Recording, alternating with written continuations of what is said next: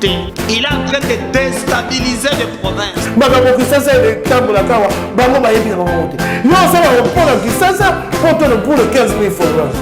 Le président Félix Antoine Tshisekedi a repris le projet.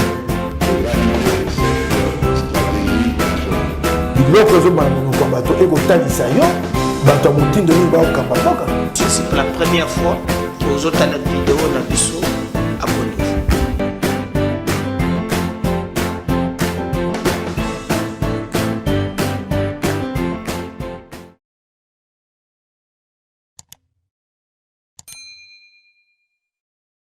Mbote, batata ba mama bandeko topesi bino bonjour. Bisika nyonso bozali ko olanda biso. Esengo eza pona biso koya liboso bitando ike na bino kosolola na bino koyebisa bino nini ezali koleka na mboka oyo ya bino la République démocratique du Congo mais esoka kaka epa na bino te ya même des Brazzavillois aussi ba landaka biso topesi bino merci on a confiance wana na fidélité vous allez couper ça MKBZR officiel chaque jour vous allez à la recherche il y a info vous allez comment vous la bino ba information qu'on traiter yango parce qu'il faut pas aussi oublier que même en communication c'est qu'on appelle l'opinion n'est pas aussi une information c'est qui est collectée traitée puis diffusée mais il y a des opinions en communication surtout qui se passe dans le grand genre où les journalistes peuvent engager opinion et où ils confondre. Mais merci parce que je crois que chaque jour vous avec quelle impartialité vous allez couper ces infos dans un pays où les fake news ils allaient vraiment dominer les news. Ce que nous vous demanderons aussi c'est de ko zala ba patriote bande ko nangai ngai zolekelanga ke to komi na capacité na mboka na biso place batunus ba moni ke za mabe balobaka no to atteindre niveau ya ba bongoli makanisi na biso banjimisa oui mutu pa lobi oui là il faut dire oui pas muso bazolo ba non. C'est ce qui fait que tous en avons tendance à regardez, du règne de Kabila, Bazo Bouma, Bazo Sassambuka, il y avait des Congolais qui étaient prêts à soutenir ces mafias. Et tous en l'idée que dans le Canabiso, ce qui quelqu'un a la mouvance, a la majorité, tous les mal qui se fait même na Kawana, mais il faut que Mbo Kanaye, il y a quoi le banonté. Parce que c'est ça la conception, il y a majorité par la bissor. Et l'opposition chez nous, c'est boya tout. Non, en tout cas, Moutolia kana monoko te. Na misapipe baliaka. Oh, tout le monde a gagné misu te. Tout le monde Congo, tout le monde a la matoi. Donc, il faut refuser tout. Et dans cette galaxie oppositionnelle, nous avons les résultats autour en Angola. Moi, je fais toujours un effort. Quand c'est bon pour mon gouvernement, qui est basé pour l'intérêt de mon peuple, oui. Mais quand c'est mauvais, il y a des choses sur lesquelles. Et aussi, bateau, parce que pour le pouvoir, bango balinga, oya koyebisa bango kamagambo si ça va donc non. Aimer aussi le président, c'est pas seulement lui dire tout ce qu'il a ligné, mais il faut lui dire ça aussi ce qui ne marche pas. C'est ça aimer la République. Oui, c'est aimer la République. Pero, alobi makambo moko ya kokamo, aza d'abord wapi, tokobeta le solo na bino. Bantu mususu babisinga non de komeda ndengo lobike aza libanda ya mboka na Zambie aza na Zambie te pero azaka kana Kinshasa na Lubumbashi na batamite na bisaki binoke pero tango asali vidéo wana il a enregistré ça dans le Lubumbashi, mais tant que diffusé yango, azalaki li susuna que le Lubumbashi te. Moi j'ai des infos, je peux me tromper, mais mes sources, en tout cas, on appelle ça kabino mingi, nazoa, kaizaka musala munene so boye bakate. Je peux prendre le temps ya kobenga batota 10 na bengi wana, kuna na bengi, kuna na bengi, kuna na bengi. Donc na benga kabatu moi ebele pote bomona info wana na pesa kabino. Donc tango sala gazeli na Zambie. Mais on nous signale maintenant qu'il a pris son temps. Waouh, il s'est retrouvé maintenant aux États-Unis. Et je m'imagine moi, mon tokoza na ba facilité ya ndenge wana ko salela ye. Moi je pense que, à moins que je me trompe, il faut à la Katumbi. Celui qui peut faciliter ba contact wana na ba démarche wana. Boyebi que même na tango bazalaka na failo azalaka candidat na balobingi ya Katumbi ndenga azalaka nango, il y a des pays où Katumbi a quand même failo même sans visa alonga boya kenda boy. Il est fort dans ça. N'a confirmé pour gagner moi ça la clair, mais dès na moneli ba trajet wana pour tendre na vitesse na nini wana, il faut ezala Katumbi Muntakoza la facilité pour se retrouver dans Ngambouane. J'imagine. Et cause à la paix, peut-être pas bongo, mais dans le pays, c'est 80%. Oui. Maintenant, traitant, comme on a que, Azanakati a union sacrée. Azanakati a union sacrée. Mais se retrouve aux États-Unis, au côté à Kei, je crois qu'au Fanda, à Monique, à Koki Kosala Yango, Makambunaye, qu'on a son droit le plus légitime. Bon, Ngana Lobaki Ango Lobby, Soki, Mansoye Lobaki, Ezakaka, pour être ami retrouvé dans Ngambouana, c'est que ezanango rien de nouveau parce que tout suite mona yango bato bakenda kuna il a dit des choses oye moko. Moi je m'imagine que na oya lobby aza conscient et loko bandi ko loka obtenir yango pendant so ba bisinga ke non et loko pesa ke kanda ya koleka makasi ndenge Didier Bujimbo funda kiye tango zonga kakenda ki Lubumbashi aye ko zonga awa abandi ko luka lolenge nini abongisa aye ko kende e bayebisiye quelque soit ndenge abongisi na Didier Bujimbo makambo mususu, mais soki anyati ba ko kangaye kaka. Alors il a trouvé qu'à cause na yango il faut se radicaliser. Non. Il y a des contacts très avancés et bandaki déjà depuis Kala. Na makambo oyo ba sololaki na bandeko mususu. Alors bandeko ya fait cesser bato ba pousser niveau 1. Mais pour ce qui est du Katumbi boyebi que non, aller très proche na ye et ba makambo nyonso na pesa kebino oyo Kabila sala oyo Katumbi sala beaucoup mona que depuis un certain moment azana difficulté ya ko s'attaquer na bango cible na ye depuis ces derniers temps c'est l'IDPS, c'est le président de la République.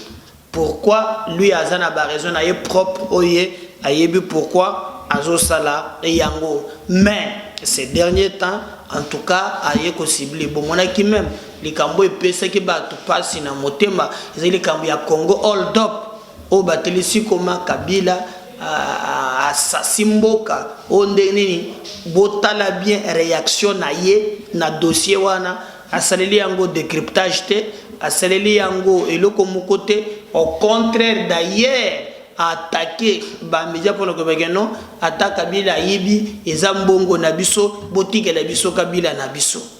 Vous voyez? Donc ces derniers temps il préparait déjà ça na bayo balobi bayibi pourquoi babanda ki ko sala yango et bah se retrouver maintenant dans moi ya lelo que azali na schéma oye aluka qui donc azanaye awate qu'on ne vous trompe pas nde bato so bazombi ko sa o nom de comédar azanaye et puis na moni bozui photo moko bozotia pero azolela tout ça non il faut pas tomber aussi na babilo qu'on est besoin comprendre sens il y a combat d'une manière générale mais il faut tout comprendre que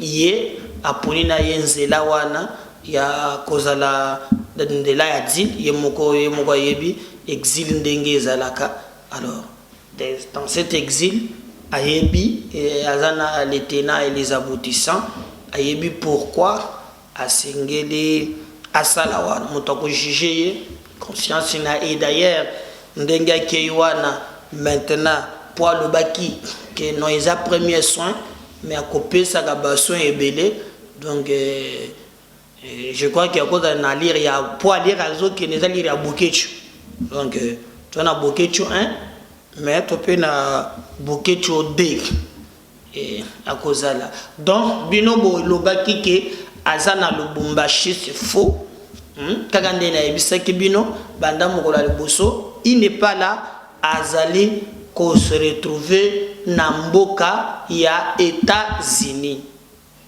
nde mboka o ya azali pona à moins que évoluer les sources je dis que na Zambie c'est là où quand on a publié vidéo ya azali ki li sous-souté azalaki te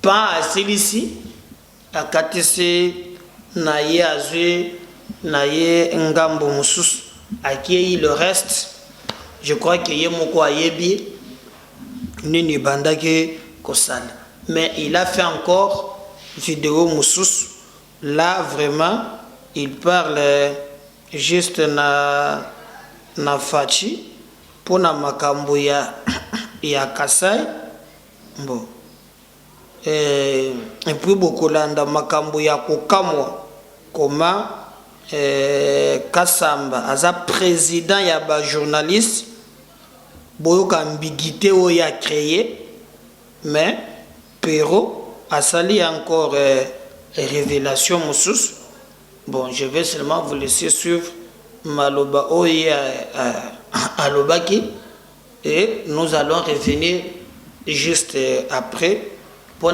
continuer na émission na biso mokolo ya lelo pour te beau comprendre que ezanango schéma bien planifié bien organisé et bandeko bazawana bazala na nerf solide donc bozo akaka ke et na format ya bokechu bozo la préparer na ndenge wana toyoka makambo so pero lobby on revient juste après. C'est Kabila. Tshisekedi a pris le pouvoir. Il a pris l'argent, il a donné à ses conseillers au détriment des règles et des compétences du gouvernement. Ses conseillers sont allés en Mbujimaï. Ils ont détourné cet argent. Le ministre José Mpanda a dit nous sommes des voleurs tout des bifs. Nous avons volé l'argent du Kasaï. Tshisekedi est allé là-bas, il a fait semblant parlant d'un discours de triste mémoire de cette histoire de Machi Amoumen. Il a constaté que ses propres conseillers, les Bilomba, les Boma et les autres, ont détourné l'argent. Tshisekedi est rentré à Kinshasa. Ça fait 6 mois ou 7 mois depuis qu'il a quitté le Kasaï. Vous avez entendu que Tshisekedi a sanctionné quelqu'un? Vous avez entendu que pour l'amour du Kasaï, Tshisekedi s'est rendu compte que l'argent avait été volé. Bilomba est toujours là, non? Et Boma qui s'est battu est toujours là, non? C'est Kabila qui a empêché Tshisekedi de sanctionner les gens. Tshisekedi n'aime pas le Kasaï, Tshisekedi n'aime pas le Kasaï. Kabila est parti, il a laissé la chute Katende, le barrage de Katende, à 60 ou 70% déjà achevé. Il restait 40 ou 30%. Ça fait 4 ans que Tshisekedi est là. Peut-il vous dire, vous Kasaïen, lui Tshisekedi, Kasaïen Machi Amoumen, qu'est-ce qu'il a fait pour la chute, le barrage de Katende? Cet homme doit être considéré comme l'ennemi public numéro 1 de Kasaïen. Tshisekedi n'aime pas le Kasaï. Tshisekedi n'aime pas le Kasaïen. Ça fait 4 ans qu'il est là. Et lui, à Mbujimaï, il a visité Mbujimaï combien de fois? Lui, président de la République, il n'a même pas une maison à Mbujimaï. Il n'a pas une maison à Mbujimaï. Son père est décédé ici, un notable Kasaïen. Tshisekedi n'a même pas donné la possibilité au Kassai de pleurer son père. Il a marchandé le corps de ses dignes fils du Kassai, Etienne Tshisekedi Mulumba. Pour des raisons personnelles, vous voulez devenir Premier ministre, il a laissé Tshisekedi dans un frigo pendant plus d'une année, pendant 2 ans. Et il devient président de la République. Il sort des millions pour les obsèques de Tshisekedi qu'il détourne encore. Même les obsèques de son propre père, ils ont détourné l'argent. Vous voyez où l'ose Tshisekedi? Le trésor public a sorti l'argent. Félix est allé jeter le corps de Tshisekedi dans un hangar. Vous voyez les mausolées de Tshisekedi en Mulumba? Un hangar. Même le jeune homme ici, Moïse Mbiye, a enterré son père dignement que le héros du Kassai, Tshisekedi en Mulumba. Vous avez vu le mausolée que Moïse Mbiye a construit pour son père? Lui, un simple individu, un jeune homme, mais regardez ce que Tshisekedi a fait. Alors que des millions étaient sortis, et on vous dit que même l'argent des obsèques de Tshisekedi Mulumba ont été détournés, alors que son fils est président de la République. Et vous voulez dire, c'est Kabila qui lui a demandé de détourner cet argent des obsèques? C'est Kabila qui lui a demandé d'aller jeter Tshisekedi Mulumba dans un hangar? C'est Kabila? C'est Kabila? Les amis, ne fuyons pas les débats. À l'heure où nous parlons, le Kassai a des problèmes. Et l'ennemi du Kassaïen, l'ennemi du Kassai s'appelle Félix Antoine Tshisekedi Tshilombo. Cet homme, le Kassaïen, doit le regarder avec les yeux. Cet homme, le Kassaïen, doit le sanctionner. Il n'aime pas le Kassai, Tshisekedi. Tshisekedi n'aime pas le Kassai. Je l'ai dit. C'est Kabila? Tshisekedi a pris le pouvoir. Il a pris l'argent, il a donné à ses conseillers au détriment des règles de compétences du gouvernement. Ces conseillers sont allés en Mbujimaï. Ils ont détourné cet argent. Le ministre José Mpanda a dit, nous sommes des voleurs sudibifs. Nous avons volé l'argent du Kassai. Tshisekedi est allé là-bas, il a fait semblant parlant d'un discours de triste mémoire de cette histoire de Machi Amoumen. Il a constaté que ses propres conseillers, les Bilomba, les Boma et les autres, ont détourné l'argent. Tshisekedi est rentré à Kinshasa. Ça fait 6 mois ou 7 mois depuis qu'il a quitté le Kassai. Vous avez entendu que Tshisekedi a sanctionné quelqu'un? Vous avez entendu que pour l'amour du Kassai, Tshisekedi s'est rendu compte que l'argent avait été volé. Bilomba est toujours là, non? Et Boma qui s'est battu est toujours là, non? C'est Kabila qui a empêché Tshisekedi de sanctionner les gens. Tshisekedi n'aime pas le Kassai, Tshisekedi n'aime pas le Kassai. Kabila est parti, il a laissé la chute Katende. Le barrage de Katende, à 60 ou 70% déjà achevé. Il restait 40 ou 30%. Ça fait 4 ans que Tshisekedi est là. Peut-il vous dire, vous, Kassaïen, lui, Tshisekedi, Kassaïen, Machi Amoumen, qu'est-ce qu'il a fait pour la chute, le barrage de Katende? Cet homme doit être considéré comme l'ennemi public numéro 1 du Kassaïen. Tshisekedi n'aime pas le Kassai. Tshisekedi n'aime pas le Kassaïen. Ça fait 4 ans qu'il est là. Et lui, en Mbujimaï, il a visité Mbujimaï combien de fois? Lui, président de la République, il n'a même pas une maison en Mbujimaï. Il n'a pas une maison en Mbujimaï. Son père est décédé ici, un notable Kassaïen. Tshisekedi n'a même pas donné la possibilité au Kassai de pleurer son père. Il a marchandé le corps de ses dignes fils du Kassai, Etienne Tshisekedi Mulumba. Pour des raisons personnelles, vous voulez devenir Premier ministre, il a laissé Tshisekedi dans un frigo pendant plus d'une année, pendant 2 ans. Et il devient président de la République. Il sort des millions pour les obsèques de Tshisekedi qu'il détourne encore. Même les obsèques de son propre père, ils ont détourné l'argent. Vous voyez où l'ose Tshisekedi? Le trésor public a sorti l'argent. Félix est allé jeter le corps de Tshisekedi dans un hangar. Vous voyez les mausolées de Tshisekedi en Mulumba? Un hangar. Même le jeune homme ici, Moïse Mbiye, a enterré son père dignement que le héros du Kassai, Tshisekedi en Mulumba. Vous avez vu le mausolée que Moïse Mbiye a construit pour son père? Lui, un simple individu, un jeune homme, mais regardez ce que Tshisekedi a fait. Alors que des millions étaient sortis, et on vous dit que même l'argent des obsèques de Tshisekedi Mulumba ont été détournés, alors que son fils est président de la République. Et vous voulez dire, c'est Kabila qui lui a demandé de détourner cet argent des obsèques? C'est Kabila qui lui a demandé d'aller jeter Tshisekedi Mulumba dans un hangar? C'est Kabila? C'est Kabila? Les amis, ne fuyons pas les débats. À l'heure où nous parlons, le Kassai a des problèmes. Et l'ennemi du Kassaïen, l'ennemi du Kassai s'appelle Félix Antoine Tshisekedi Tshilombo. Cet homme, le Kassaïen, doit le regarder avec les yeux. Cet homme, le Kassaïen, doit le sanctionner. Il n'aime pas le Kassai, Tshisekedi. Tshisekedi n'aime pas le Kassai. Je l'ai dit en regardant la caméra. Je crois, qui sait que Perrault a lobby, Binomoko Boyebi, mais au-delà, il y a makambo nyonso ya lobby, bokomona ke il a tendance toujours soki alobi Tshisekedi alobi Kabila, so alobi Tshisekedi alobi Kabila. Alors babengaki ye na INPC po ya kosamba, ye amoni nzela ya kosamba eza malamu te, po non seulement que parquet babandaki koluka ye uta mokolo wana bomonaki ba plainte elandisamaki, bato mwa mingi batelemaki mpona koya kobelela mbela wana kolobaki non baporter plainte. Il a attaqué le président de la République pe makambo ya tukoloba yango wana koma Tshisekedi bakundi papa ne nankar ba détourner ba mbongo. Kabila azana atika kishitka tende misale sesi letekela ki 30%, ye moko parfois 40%. Tshisekedi asilisi yango te et tout ça. Alors je crois qu'il y a pas bandé ko sala bakoro ya droit. Alors ce qui kaka balobi na mutu ke ça za muibi mbala moko président il faut akende ndenga on bien faut justice et saisir dossier. Bon, faut pas procureur parce que là il a la charge des infractions. Alors à côté ko ya ju dossier à landeli qui va établir ba fin de bakangi baki.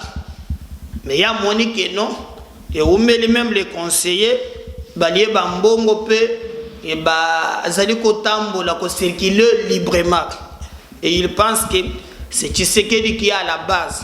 Alors même les Kambuya Chit Katende alobeli yango alobi depuis que Tshisekedi ali na pouvoir 4 ans maintenant misala wana nini ezali ko bloquer pour être atambwisa yango. Il a dit beaucoup de choses mais au komona que c'est Kabila qui est devenu unité de mesure naïe. Quand il parle de Tshisekedi, il faut qu'on le baille à Kabila, alors que lui-même, dans un passé récent, Kabila a sa peste, Tshisekedi a sa malaria. Maintenant, il est bon, c'est Kabila qui est devenu malade, Tshisekedi a commis mabé. Je vois que c'est les mamans qui ont la deuxième émission, où il y a confusion, où il y a makasi. Mais comme cela ne suffisait pas, si il y a ba journaliste, presse, INPC, corporation, il y a ba journaliste, awa, bango pe bazu mikano na bango. Na mikano na bango, ba ye kozwa contre Pero. Lokola ba benga kiye, poya kosamba, eke yakite, bazwa ki ba mesure, entre autres, il y a sur ces journalistes na mboka na biso ba radier. Donc il est radié. Donc même carte il y a presse ba le BNPC a botolé yango. Donc alors INPC ko landé na États-Unis agenda ko botolé carte il y a ba journaliste oyo aza na yango. Je vais vous laisser suivre oyo INPC ba lobake lobby na rencontre na bango ba statuaki na kanaye. Et on va revenir juste après. Médias, ainsi que l'opinion publique, que conformément au statut particulier de la commission d'éthique et de discipline, dans son article 34, qui stipule que le tribunal des pairs connaît des fraudes professionnelles de presse, des violations des codes d'éthique et de déontologie des journalistes congolais, et de tout autre manquement, même extra-professionnel, s'est autosaisi de la sortie médiatique de M. Pero Ouara, journaliste et porteur de la carte de presse numéro Kinshasa 2492 et directeur général de la chaîne CPL TV œuvrant à Kinshasa, capitale de la République démocratique du Congo, pour manquement grave et violation intentionnelle du code d'éthique et de déontologie du journaliste congolais qui oblige à tout journaliste de bannir l'injure et des invitations dommageables, ainsi que de l'atteinte à la vie privée, cristallisée dans sa vidéo devenue virale sur sur les réseaux sociaux. Invité à comparaître devant la commission de discipline en date du jeudi 5 mai 2022 à 10h précises au siège de l'Union nationale de la presse congolaise pour présenter ses dires et moyens par son invitation numéro 60, M. Perrault Louala-Claude n'a pas daigné de répondre. Que considérant sa nature récidiviste, en dépit des orientations et conseils infaillibles communiqués, ce qui constitue une circonstance aggravante. Qu'après instruction, la commission de discipline a pris à son encontre la mesure disciplinaire. Akokili sous-souté ata mokolo moko ko engagé INPC ou bien kolobakaza journaliste encore évrant na mboka na biso. Mais l'olenge Perrault a traité Tshisekedi. Maintenant qu'il est aux États-Unis, je crois que lobby bande konangai na tieli bino comment Perrault Louawa qualification pesa ki Kabila na qualification pesa Tshisekedi. Je crois que si mémoire n'engage za malam, je vais vous laisser supprendre moi bisekingai non makambo lobby eza ya solo. Mbo ndeko na ngai ba biloko musuto sala kato sala kango na ba objectivité peut-être au lendemain que émission il y a lobby bien te. Moi je vais te laisser suivre très bien Hollanda ce qu'il dit maintenant na oya lobaki lobby. Et au commun que ce qu'il fait aujourd'hui, il a télécommandé. Ça, je peux vous dire, sans mâcher les mots, ce qu'il fait aujourd'hui, il a télécommandé. Le Kabila qui est devenu unité de mesure aujourd'hui, sur le plateau de Jean-Marie, Perrault a dit des choses. Et ça, comme aux États-Unis, est-ce que bino bandoko boza aux États-Unis, bobonga, boza bien, et ça compliqué. Bolanda, c'est que Perrault a dit, Kabila peste, tu sais que du malaria. D'abord, il vante, nano melika la mingite, pour boyoka. On va revenir juste après. Pendant qu'on continue. L'émission Nabiso. Mais je pense que vous voulez partager. Bozo Songanga, bozo partager. Bo liker. Parce que dans cette émission pour Nabino, bino pe bo la kisanga quand même que non. Boza pe wana pour na ko pesa biso pe makas avant bolanda vidéo et bo partager. Mon topé mo soit dans la unité. Yebisa ya ko en ligne.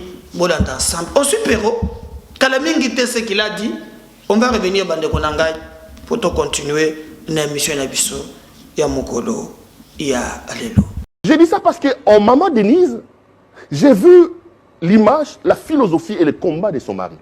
Un démocrate qui accepte les critiques. Le président ne se plaint pas de tout ce que nous disons. Ah bon? Je vous dis la vérité, oui, le président ne se plaint pas. Vous voulez me dire qu'autour du président de la République... Allez, mappez-moi Perrault. Oh, sinon on m'aurait déjà mappé. Si c'était à l'époque de Kabila, tout ce qu'on dit ici, Kalev allait déjà m'arrêter. Non, oui, attendez, si c'était à l'époque de Kabila, je sortirais si Kalev allait m'arrêter. Mais ça, c'est à mettre à la tige de qui? De M. Tshisekedi. On sent qu'aujourd'hui, les gens peuvent délier leur langue. Nous pouvons critiquer un président de la République et être à l'aise, rentrer chez nous. Vous pensez que ce que j'ai dit ici, si c'était à l'époque de Kabila, Kalev n'allait pas m'arrêter en bas. Combien ont été en prison? Attendez, monsieur Plus Romain est en prison. Ne comparons pas les comparables. Monsieur Tshisekedi a ses erreurs que nous condamnons, mais on ne peut pas les comparer avec Kabila. Entre la malaria et la peste, il y a un choix. Si M. Tshisekedi fait des erreurs, il est encore au niveau de la malaria. Kabila, c'est la peste. Tshisekedi n'a pas encore tiré Moukene. Tu ne pouvez pas dire ça, pas vous laisser dire ça. Ça va vous mettre mal à l'aise. Je connais non, parce mais que laissez-moi assumer l'entièreté de mes propos. Vous sortez de C'est vous qui m'amenez à vous me poser plusieurs questions. Alors revenez à ce que vous Je dites. connais la ligne éditoriale. Non, pas la ligne. Ne m'embêtez pas, je vous Je mettrai à vous l'aise. remets un peu en ordre. Ne m'embêtez pas, je vous mettrai à l'aise. Allez-y. Parce que là où je suis en train d'aller, sur ce plateau, connaissant la ligne éditoriale d'ici, je ne veux pas qu'après... La ligne est la même. Attendez, je ne veux pas qu'après qu'on vous appelle pour dire... Non, pourquoi il était personne pas- n'appelle, Attendez. Entre M. Tshisekedi et M. Kabila, c'est le jour et la nuit. On ne peut pas comparer les comparables. Entre la malaria et la peste... Pourquoi vous vous plaignez alors? Tshisekedi, Pourquoi vous vous plaignez alors? Mais nous nous plaignons parce qu'on l'aime. Parce qu'on ne veut pas qu'il y ait Mais de donc vous aimez aussi Kabila? Quand vous plaignez autrefois. Il comprenait Et pas. d'ailleurs, vous n'avez jamais été arrêté à l'époque de Kabila. Ah bon? Malgré tout ce que vous disiez. J'ai fui ma maison plusieurs fois, vous ne le savez pas. Mais Vous-même, oui. vous m'avez soutenu. J'ai échappé à la mort plusieurs fois sous Kabila. Rappelez-vous. Continuez. Combien de fois j'ai été dans les tunnels. À l'époque de Félix, au moins, on nous insulte. Là, au moins, j'accepte qu'on m'insulte. Pero Louara. Attendez, laisse-moi terminer ce que je veux dire. Oui. Là, au moins, j'accepte. On nous insulte. Mais Kalev n'est pas là. Monsieur le Président, merci pour la liberté d'expression. Je suis sûr que M. Tshisekedi n'est pas contre ce que nous disons ici. Ce sont les affidés, les laudateurs, les flagorneurs, ces gens qui n'aident pas le président de la République. Ceux-là ne veulent pas qu'on critique le président de la République. Vous n'allez pas me dire que Tshilumbu, qui était ici hier, est plus proche du président de la République que la très distinguée première dame, qui a rendu le message de son mari en nous disant « Le président accepte les critiques parce que c'est un démocrate. » C'est un démocrate. Revenons à vous. J'ai dit ça parce qu'en maman Denise, j'ai vu l'image, la philosophie et le combat de son mari. Un démocrate qui accepte les critiques. Le président ne se plaint pas de tout ce que nous disons. Ah bon? Je vous dis la vérité, oui, le président ne se plaint pas. Vous voulez me dire qu'autour du Il président de la dit République... pas, allez, mappez-moi Pero. Oh, sinon, on m'aurait déjà mappé. Si c'était à l'époque de Kabila, tout ce qu'on dit ici, Kalev allait déjà m'arrêter. Non, oui, attendez, si c'était à l'époque de Kabila, je sortirais ici, Kalev allait m'arrêter. Mais ça, c'est à mettre à la tige de qui? De M. Tshisekedi. On sent qu'aujourd'hui, les gens peuvent délier leur langue. Nous pouvons critiquer un président de la République et être à l'aise, rentrer chez nous. Vous pensez que ce que j'ai dit ici, si c'était à l'époque de Kabila, Kalev n'allait pas m'arrêter en bas Mais ici. combien ont été en prison? Attendez, monsieur le... Plus Romain est en prison. Ne comparons pas les comparables. Monsieur Tshisekedi a ses erreurs que nous condamnons, mais on ne peut pas les comparer avec Kabila. Continue. Entre la malaria et la peste, il y a un choix. Si monsieur Tshisekedi fait des erreurs, il est encore au niveau de la malaria. Kabila, c'est la peste. Tshisekedi n'a pas encore tiré Moukene. Tu ne pouvez pas dire ça, pas vous laisser dire ça. Ça va vous mettre mal à l'aise. Je connais le Non, contexte. parce mais que laissez-moi assumer l'entièreté de mes vous propos. sortez de... C'est vous qui de- m'amenez de à ligne. vous me poser plusieurs questions. Alors revenez à ce que vous Je dites. connais la ligne éditoriale. Non, pas la ligne. Ne m'embêtez pas, je vous Je mettrai à vous l'aise. remets un peu en ordre. Ne m'embêtez pas, je vous mettrai à l'aise. Allez-y. Parce que là où je suis en train d'aller, sur ce plateau, connaissant la ligne éditoriale d'ici, je ne veux pas qu'après... La ligne est la même. Attendez, je ne veux pas qu'après qu'on vous appelle pour dire... Non, pourquoi il était personne pas- n'appelle, Attendez. Entre M. Tshisekedi et M. Kabila, c'est le jour et la nuit. On ne peut pas comparer les comparables. Entre la malaria et la peste... Pourquoi vous vous plaignez Attendez, alors? Tshisekedi... Pourquoi vous vous plaignez alors? Mais nous nous plaignons parce qu'on l'aime. Parce qu'on ne veut pas qu'il y ait de Mais risque. donc vous aimez aussi Kabila? Quand vous plaignez autrefois. Il comprenait Et pas. d'ailleurs, vous n'avez jamais été arrêté à l'époque de Kabila. Ah bon? Malgré tout ce que vous disiez. J'ai fui ma maison plusieurs fois, vous ne le savez pas. Mais Vous-même, oui. vous m'avez soutenu. J'ai échappé à la mort plusieurs fois sous Kabila. Rappelez-vous. Continuez. Combien de fois j'ai été dans les tunnels. À l'époque de Félix, au moins, on nous insulte. Là, au moins, j'accepte qu'on m'insulte. Pero Louara. Attendez, laisse-moi terminer ce que je veux dire. Oui. Là, au moins, j'accepte. On nous insulte. Mais Kalev n'est pas là. Monsieur le Président, merci pour la liberté d'expression. Je suis sûr que M. Tshisekedi n'est pas contre ce que nous disons ici. Ce sont les affidés, les laudateurs, les flagorneurs, ces gens qui n'aident pas le président de la République. Ceux-là ne veulent pas qu'on critique le président de la République. Vous n'allez pas me dire que Tshilumbu, qui était ici hier, est plus proche du président de la République que la très distinguée première dame, qui a rendu le message de son mari en nous disant « Le président accepte les critiques parce que c'est un démocrate. » C'est un démocrate. Revenons à vous. Je crois en Bolandi, Magambo Pero Loa Lobi. Kalamingi te. C'est Tshisekedi. Alors, Yom Tozolo Bagaza, liberté d'expression, c'est que tu ne comprends pas que. Oui, comment tu as viré Mbalamoko Boy? C'est télécommandé. Mais il est aux États-Unis. On attend voir. Peut-être à développer pour à mettre peu tour Mobimbe pour ne pas le go à comme en Australie. Peut-être en les Amoulaï. On va revenir encore. Merci. N'oubliez pas de vous abonner. À tout à l'heure, le deuxième numéro. Bye.